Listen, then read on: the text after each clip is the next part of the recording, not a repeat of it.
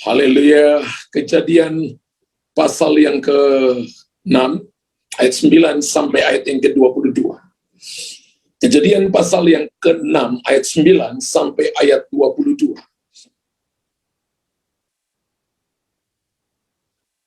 Inilah riwayat Nuh.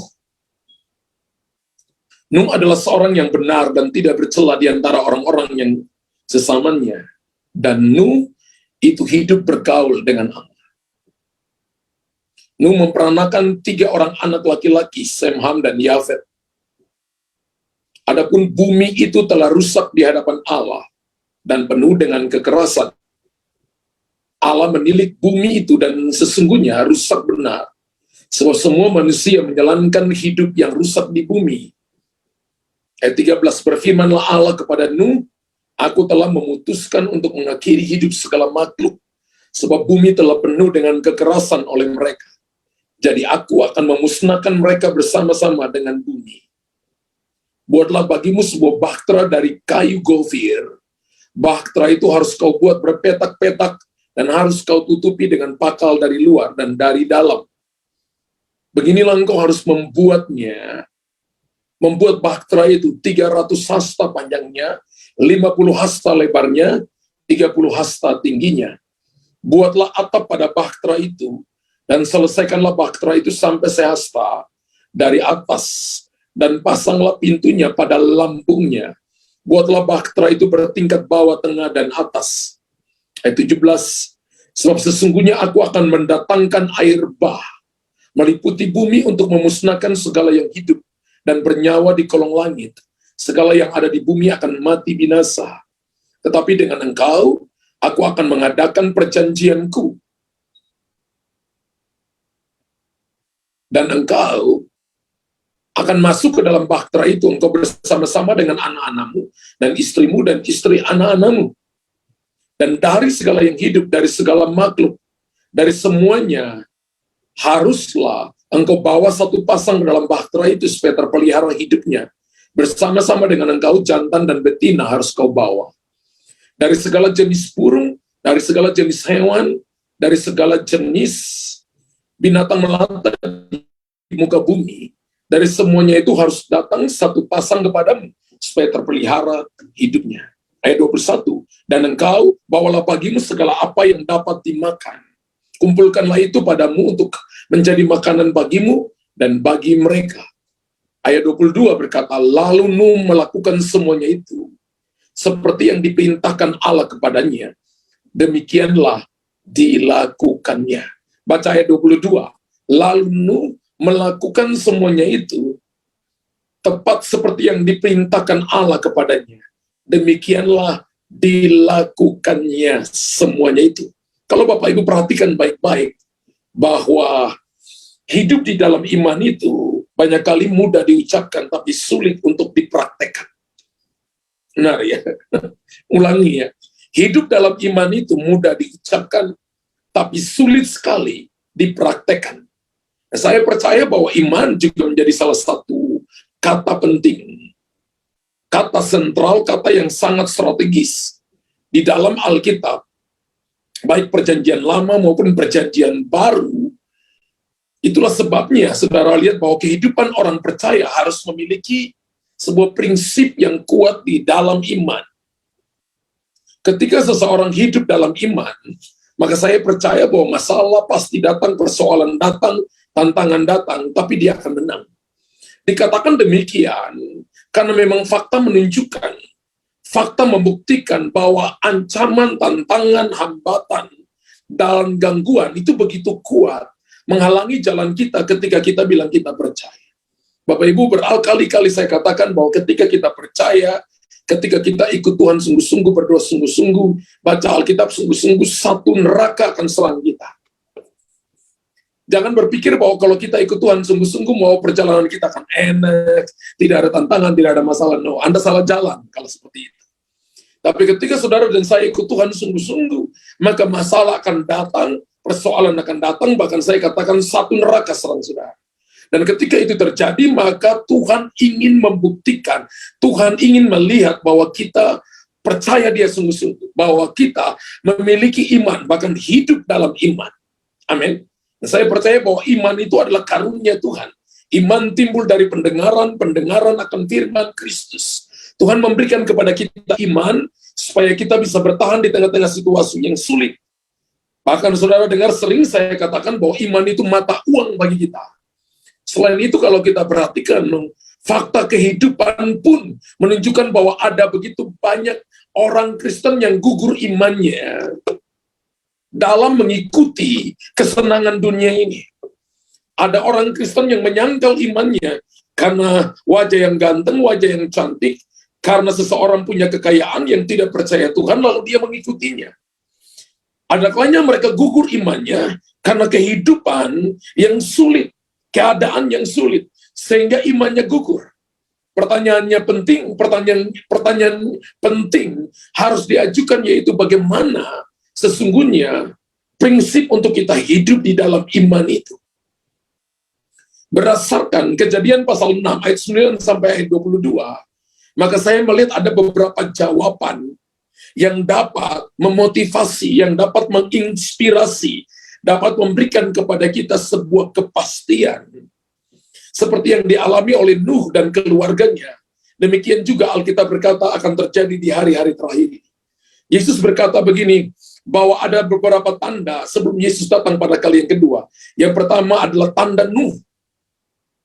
Tanda Nuh adalah tanda di mana orang tidak percaya lagi, orang tidak beriman lagi. Orang hidup bergantung dengan keadaan, dengan situasi. Orang tidak lagi bergantung kepada Tuhan. Yang kedua adalah tanda Yunus. Haleluya. Sebelum Yesus datang pada kali yang kedua, akan ada tanda Nuh. Akan ada tanda Yunus.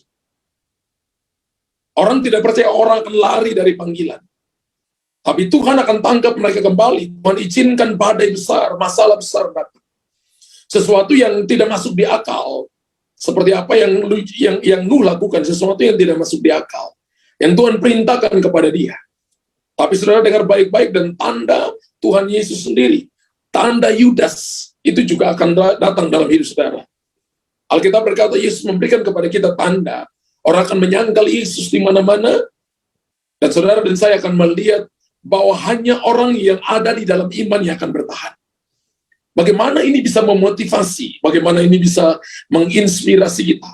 Beberapa hal di bawah ini ingin saya paparkan kepada Bapak Ibu, sehingga kita bisa lihat bahwa apa yang kita bisa belajar untuk kita bisa hidup dalam iman. Yang pertama adalah kita harus hidup dikuasai oleh iman, dan bukan hidup dikuasai oleh logika. Hidup kita harus dikuasai oleh iman, jangan terbawa oleh perasaan. Jangan terbawa dengan keadaan dan situasi di luar. Kalau Bapak Ibu lihat Kejadian 6 ayat 9, boleh ditunjukkan Kejadian 6 ayat yang ke-9. Alkitab katakan Nuh dan keluarganya hidup dalam sebuah generasi, di mana generasi itu, generasi yang di mana Nuh ada, itu didominasi oleh orang-orang yang hidup dalam kejahatan. Inilah riwayat Nuh. Nuh adalah seorang benar. Pertama, tidak bercela di antara orang-orang sesamanya, dan Nuh itu hidup bergaul dengan Allah. Manusia hidup kala itu hidup dalam pesta pora, hidup dalam kesenangan duniawi. Tapi Nuh hidup berbeda. Tolong tunjukkan ayat yang ke-9. Dikatakan gini, dia hidup dalam, dia orang benar, dikatakan dia hidup tidak bercela di antara orang-orang sesamanya. Nuh hidup bergaul dengan Allah. Wow. Nuh mau dikuasai oleh iman dan bukan oleh logika. Di mana orang-orang yang lain, mereka hidup dalam pesta pora, mereka hidup dalam kesenangan dunia. Bapak Ibu lihat hari-hari ini, ada banyak orang nggak betah untuk ibadah. Tapi saya bersyukur kita ada di tempat ini, mau meluangkan waktu untuk ibadah. Ada orang yang dipanggil untuk ibadah nggak mau. Ada orang yang suruh untuk berdoa nggak mau. Ada orang yang suruh baca Alkitab juga nggak mau. Sementara Nuh dan keluarganya dituntut untuk hidup dalam etika moral yang benar. Secara logika, tentu sangat tertekan, saudara.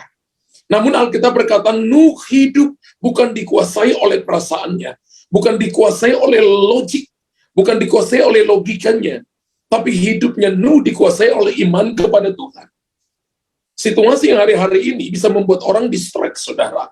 Bisa membuat orang dialihkan karena masalah persoalan datang silih berganti. Datang kepada orang benar, datang juga kepada orang berdosa. Tapi yang membuat mereka bertahan bukan karena apa yang mereka punya di sekeliling mereka, tapi siapa yang ada di dalam mereka. Yang membuat Bapak Ibu kuat bukan apa yang bisa kita dapati, yang bisa diberikan dunia kepada kita. Tapi yang membuat kita bisa bertahan adalah siapa yang ada di dalam kita yang menguatkan kita. Ketika Bapak Ibu punya iman, ketika kita dikuasai iman, maka Bapak Ibu akan menjadi orang yang kuat. Dan itu menjadi landasan yang kuat, di mana Nuh tetap hidup, tidak bercacat, baik secara etika, baik secara moral, terlebih lagi dia hidup secara rohani. Kehidupan rohaninya berkualitas di hadapan Tuhan, di tengah-tengah kehidupan dunia pada waktu itu yang tidak bercacat. Kalau ditarik dengan zaman sekarang, rasanya zaman Nuh dengan zaman sekarang hampir sama. Orang senang pesta pora, orang senang hal-hal yang menyenangkan logiknya, dan mereka tidak membangun etika moral mereka. Mereka tidak membangun hal-hal rohani mereka, sehingga akhirnya mereka tidak kuat dalam iman. Kalau kita lihat dalam Roma 12 ayat yang kedua, Alkitab berkata, jangan kita menjadi serupa, jangan menjadi konform dengan dunia ini. Jangan kamu menjadi serupa dengan dunia ini, tapi transform, berubahlah oleh pembaharuan budimu, sehingga kamu dapat membedakan kehendak Allah, apa yang baik, yang berkenan kepada Allah dan yang sempurna. Kita boleh hidup di tengah-tengah dunia yang kacau, dunia yang tidak punya kepastian. Saudara dan saya tidak menjadi serupa dengan dunia, tidak jadi konform, menjadi serupa, menjadi sama dengan dunia. Tapi kita menjadi orang yang transform, mau berubah. Perubahan kita adalah perubahan etika, perubahan moral, perubahan dalam hal rohani yang berkualitas. Itu yang ingin kita tunjukkan kepada dunia ini. Sehingga Tuhan dipermuliakan. Walaupun kita hidup di dunia yang dipenuhi oleh sistem dan nilai-nilai yang kotor, nilai-nilai yang najis, nilai-nilai yang berdosa, hidup kita harus dikuasai, hidup kita harus ada di dalam iman kepada Tuhan, dan bukan dikuasai oleh logika kita, oleh logik kita, oleh perasaan kita. Ingat bahwa iman itu bawa kita kepada kebenaran, tapi perasaan mendustai kita. Amin. Perasaan mendustai, tapi iman membawa kita kepada kebenaran. Kalau kita hidup dikuasai oleh iman, berarti saudara dan saya dikuasai oleh firman. Kalau kita dikuasai oleh firman, maka langkah-langkah kita, pikiran kita, perasaan kita harus selaras dengan firman. Langkah kita harus selaras dengan firman. Kalau pikiran dan hati kita dikuasai oleh firman, maka saya percaya bahwa kemenangan, kekuatan akan Tuhan berikan kepada kita. Dan itu akan menjadi prinsip hidup saudara dalam iman yang harus tumbuh dalam kehidupan saudara, yang harus kita kembangkan dalam kehidupan kita every minutes, setiap menit, setiap hari, semakin berkenan kepada Tuhan, sehingga hidup kita semakin berkenan kepada Tuhan, dan bisa menjadi berkat bagi banyak orang. Kalau Bapak Ibu hidup di dalam iman, maka saya percaya persoalan kita hadapi, tantangan kita hadapi, tapi kita tidak kalah dengan persoalan, kita tidak kalah dengan masalah, kita tidak kalah dengan keadaan, tapi Bapak Ibu sebaliknya akan jadi berkat bagi banyak orang. Kalau kita lihat Ibrani pasal 11, Alkitab berkata pahlawan-pahlawan iman itu, selama mereka hidup, mereka tidak menikmati doa-doa mereka. Mereka hanya melambai-lambai dari jauh sampai pada matinya. Tapi mereka tidak mati dalam ketidakputusasaan. Mereka tidak mati dalam keputusasaan. Mereka tidak mati di dalam keraguan-raguan, tapi mereka mati dalam iman. Amin. Hari ini mungkin Bapak Ibu dan saya berdoa dan belum lihat jawabnya. Jangan Bapak Ibu putus asa. Jangan Bapak Ibu menolak Tuhan. Tetap percaya. Itu namanya kita hidup dalam iman. Itu namanya kita hidup dalam pengharapan. Dan mereka semua tidak memperoleh apa yang dijanjikan itu. Sekalipun iman mereka telah memberikan kepada mereka suatu kesaksian yang baik. Kata kuncinya di situ adalah mereka beriman, tapi mereka tidak memperoleh apa yang dijanjikan. Bukan berarti bahwa iman mereka jadi luntur. Bukan berarti bahwa iman mereka hilang. Tapi mereka tetap percaya kepada Tuhan. Sehingga mereka menerima apa yang dijanjikan Allah. Apa yang Allah janji kepada mereka. Alkitab berkata pada ayat yang Ibrani 11:40, sebab Allah telah menyediakan sesuatu yang lebih baik bagi kita. tanpa kita, mereka tidak dapat sampai kepada kesempurnaan. Hari ini ketika Bapak Ibu hidup di dalam iman, maka kita akan menyempurnakan apa yang telah dimulai oleh pahlawan-pahlawan iman. Kita bisa menjadi berkat bagi banyak orang. Ketika orang dalam pergumulan, ketika orang dalam kesesakan, dan melihat Bapak Ibu tetap percaya, saya percaya itu akan membangkitkan roh mereka untuk percaya kepada Tuhan. Bahwa sekalipun yang mereka minta belum dapati, sekalipun yang mereka lihat, sekalipun kesembuhan belum datang bagi mereka, jalan belum terbuka bagi mereka, tapi mereka mau tetap tinggal dalam iman.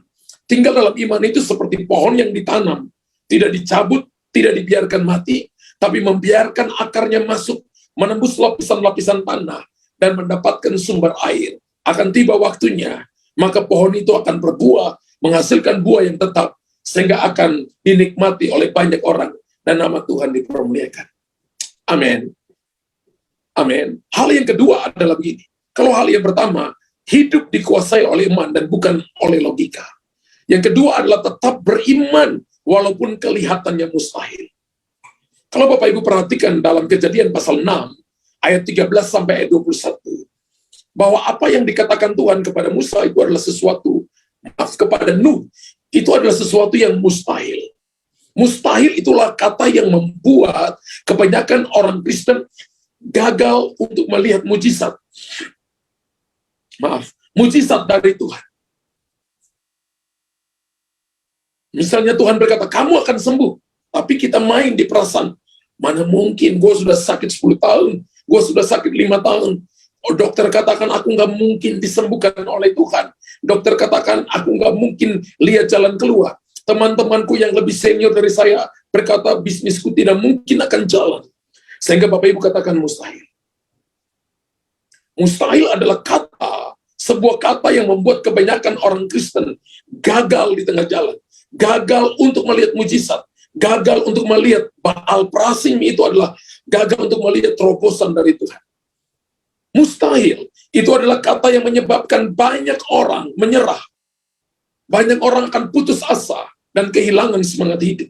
Ada orang berkata begini, kamu nggak mungkin, ini mustahil bagi kamu, ini di luar daripada semua yang bisa kamu kerjakan, di luar daripada pengharapan kamu nggak mungkin akan lihat ini. Dan mustahil itu menjadi alasan bagi banyak orang untuk berhenti berjuang. Mustahil menjadi alasan bagi banyak orang untuk kehilangan pengharapan. Tapi saya percaya, kita yang ada di malam ini, bukan orang yang berkata gini, ini mustahil bagi saya. Mustahil bagi manusia, tapi itu mungkin bagi Tuhan. Dan ketika Tuhan berkata kepada Nuh, tentu juga memiliki sejumlah alasan untuk tidak hidup dalam iman. Faktanya, Tuhan meminta Nuh untuk membangun bahtera di gunung yang jauh dari pantai. Nuh memiliki segudang alasan. Nuh memiliki begitu banyak keraguan-raguan. Bisa saja Nuh memiliki begitu banyak kebimbangan akan apa yang Tuhan perintahkan kepada dia lakukan. Saya mencoba untuk memikirkan, hal yang pertama adalah mengapa Tuhan mau menghukum dunia. Bisa saja Nuh berpikir seperti itu. Yang kedua, mengapa hanya dia dan keluarganya yang Tuhan katakan yang akan diselamatkan. Yang ketiga, bagaimana mungkin ia diperintahkan untuk membuat bahtera, sedangkan ia tinggal jauh dari bibir pantai, dari tepi pantai. Bagaimananya membawa ke air, bagaimana dia, istri dan ketiga anaknya bisa membawa bahtera yang panjangnya 135 meter itu, bisa dia bawa ke air. Nggak mungkin. Itu sesuatu yang mustahil, saudara. Dan Bapak Ibu perhatikan begini, dalam membangun bahtera membutuhkan waktu yang lama. Kalau kita lihat Alkitab dikatakan Nuh membangunnya selama 100 tahun.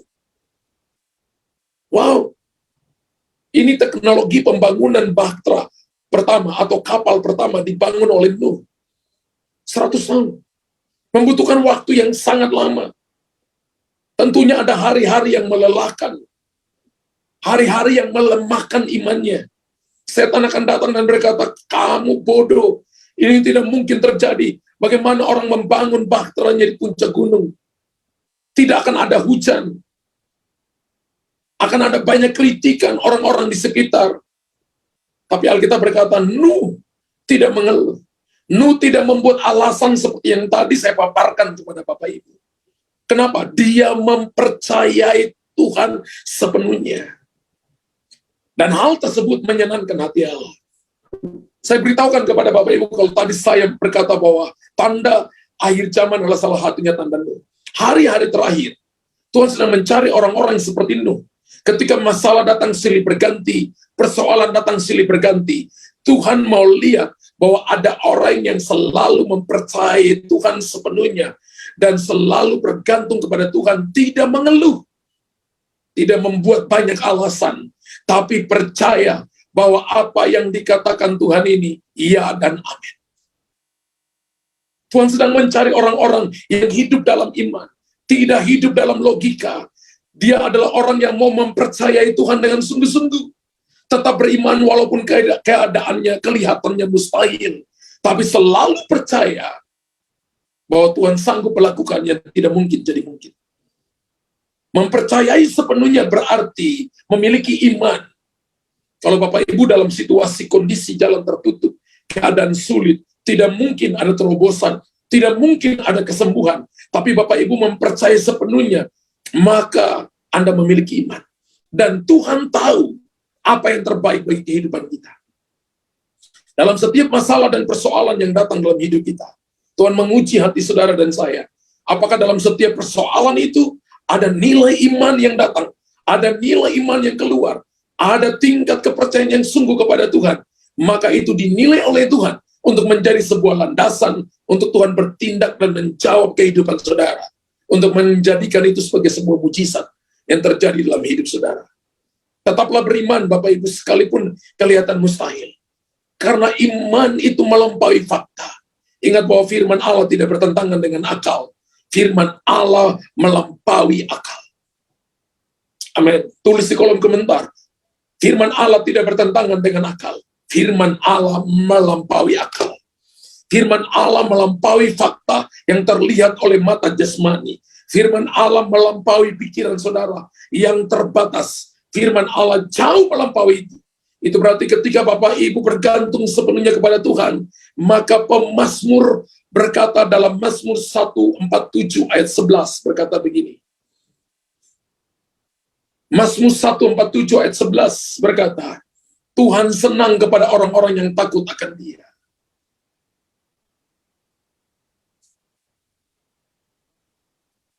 Satu 47 ayat 11. Tuhan senang kepada orang-orang yang takut akan Dia. Bukan cuma orang, tapi orang-orang, lebih dari satu orang. Kepada orang-orang yang berharap akan kasih setianya.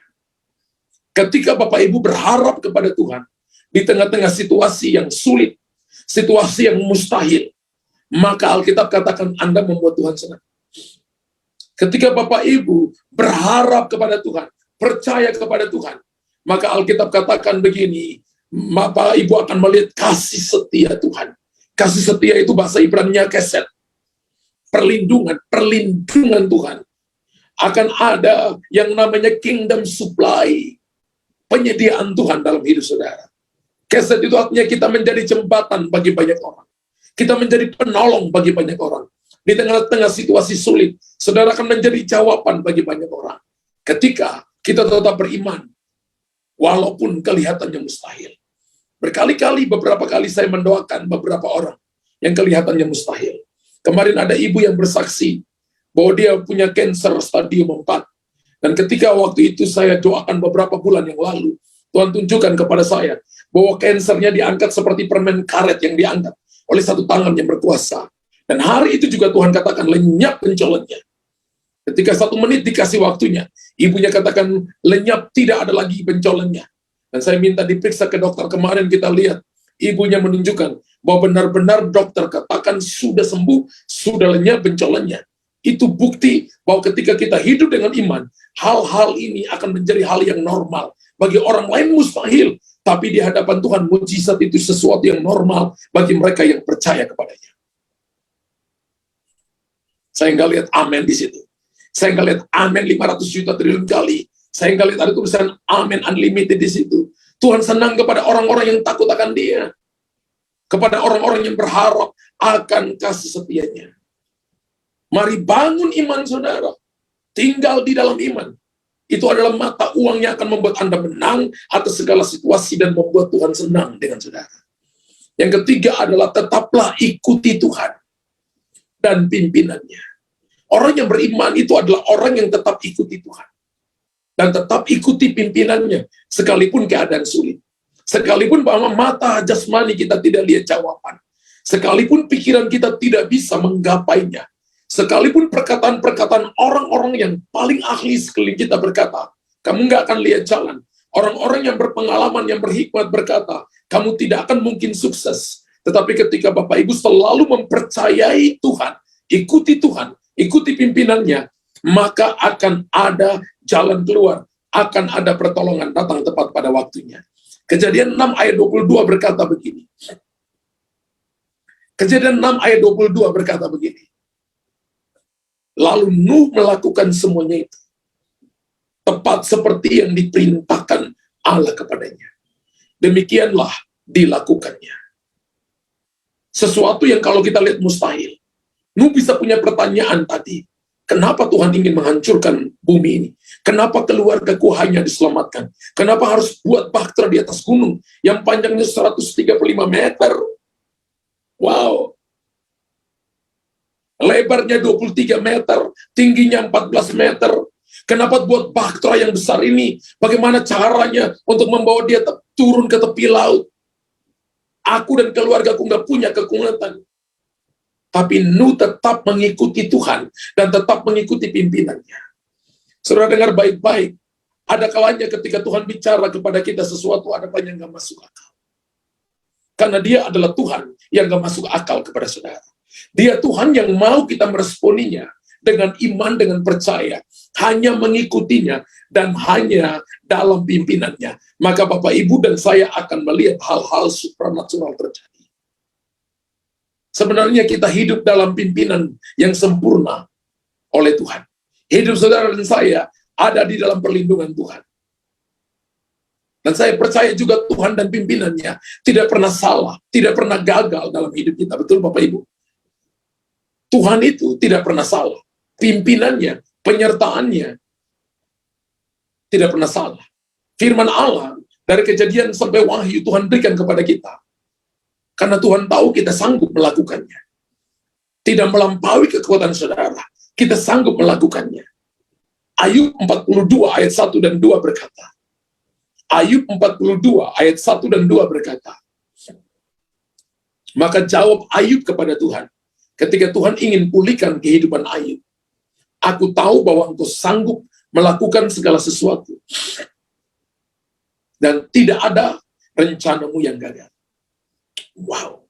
Aku tahu bahwa engkau sanggup melakukan segala sesuatu. Dan tidak ada rencanamu yang gagal. Kalau Bapak Ibu mengikuti pimpinan Tuhan, Bapak Ibu mengikuti tuntunan Tuhan, maka tidak ada segala sesuatu yang Tuhan perintahkan yang akan gagal. Semuanya pasti akan berhasil. Nuh mengikuti Tuhan dan pimpinannya. Dan Nuh mengikutinya secara totalitas seluruh hidupnya. Iman itu artinya seluruh hidup saudara Anda taruh dalam tangan Tuhan dan tidak meragukan Tuhan sedetik pun. Tidak meragukan Tuhan semenit pun. Tidak meragukan Tuhan dalam satu hari. Tapi Anda percaya sungguh-sungguh kepada Tuhan. Mengapa Nuh lakukan seperti itu?